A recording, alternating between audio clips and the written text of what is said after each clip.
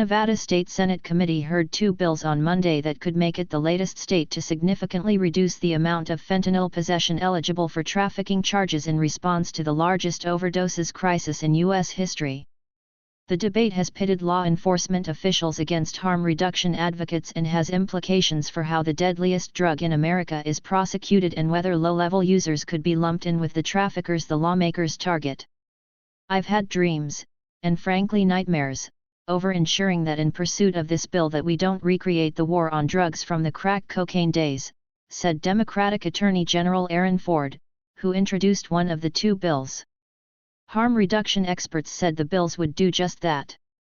Law enforcement were more broadly in favor of harsher penalties but opposed a late amended jail and prison drug treatment program that they say would be hard to implement.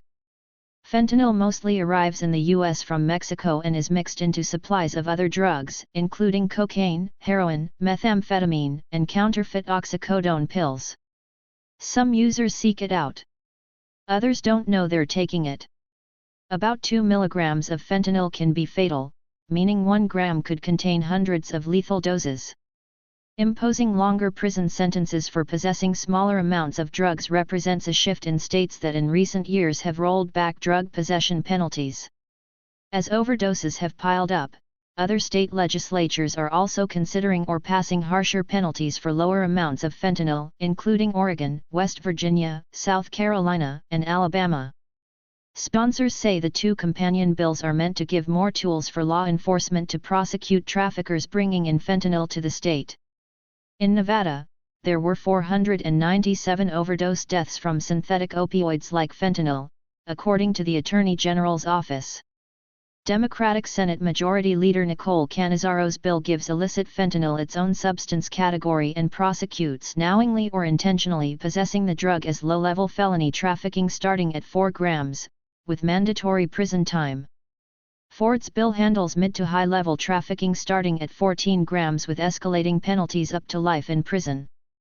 Fentanyl is currently a Schedule II substance, meaning possession of 100 grams is prosecuted as a trafficking charge, a result of a sweeping 2019 criminal justice reform law that Ford and Canizaro supported. Ford previously described that law's provision to lower trafficking charges for all drugs as over-inclusive.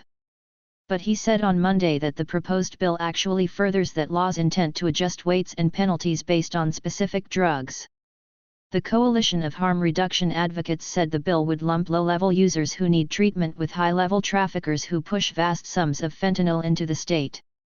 They also say several provisions will erode trust with law enforcement.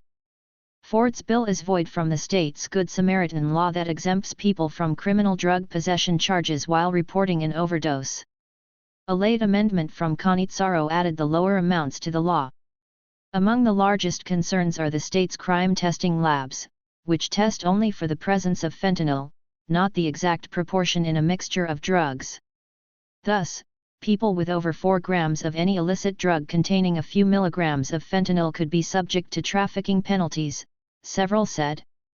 Law enforcement have previously said that the switch to a more proportional testing system would be costly. Ford signaled an openness to the state studying how to switch. "If we're going to treat it differently, because that's what they're saying, then we need to be accurate," said John Pirro, Chief Deputy Public Defender in Clark County, which includes Las Vegas, in an interview. "And right now, we're not accurate." While supporting lower thresholds for trafficking penalties, several law enforcement agencies opposed mandated medication-assisted treatment programs in jails and prisons across the state for substance use disorders. "We have a successful, medication-assisted treatment program," said Jason Walker of the Washoe County Sheriff's Department, which includes Reno. "I believe it would be difficult for smaller agencies to put a MAT program together." 5 bills had been introduced related to fentanyl penalties in Nevada, but the 3 Republican-backed bills which give much lower trafficking thresholds have not gotten a hearing in the Democratic-controlled legislature. Any bill must be signed by Republican Gov. Joe Lombardo, the former Clark County sheriff who derided the 2019 criminal justice reform law as soft on crime and supports making fentanyl possession in any amount the same felony category as trafficking. The 2 bills must be voted on this week to move forward. Friday marks the deadline for bills to make it out of their first committee.